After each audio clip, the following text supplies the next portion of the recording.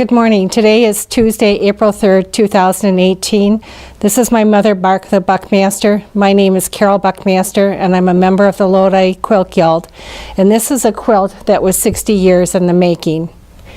Turn back the clock in time. The year is 1944-1945. As a teenage girl growing up with my foster parents on a farm near Truex Field in Madison, Wisconsin, there was not much spare time for anything other than work. I was responsible for bringing the cows home from the pasture near Truex Field.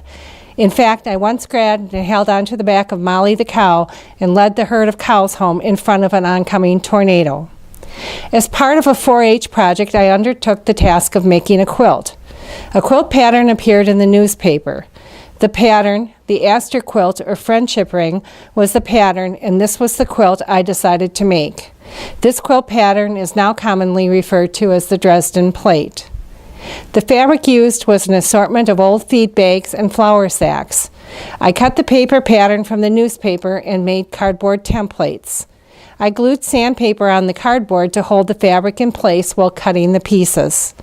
I sewed the pieces together using a treadle sewing machine, and thus my project was underway. On those long winter nights and days, I would hand applique the sewn plates to the background fabric. Unfortunately, as with most people, life happened and I did not finish my quilt. The blocks were stored away for yet another day. Marriage, building a home with my husband, and raising 6 girls derailed this project for many years, but the blocks remained stowed away for yet another day. The another day came in 2004 when a life-threatening health issue arose. My daughters were quilting at the time.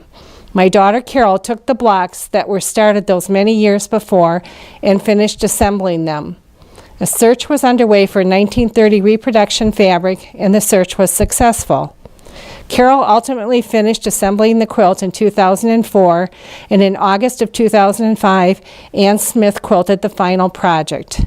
This quilt measures 66.5 inches wide by 86 inches long. Although it was 60 years in the making, the quilt is now part of the family history. This quilt, which began when I was a teenage girl, connects my past with my daughters and future generations.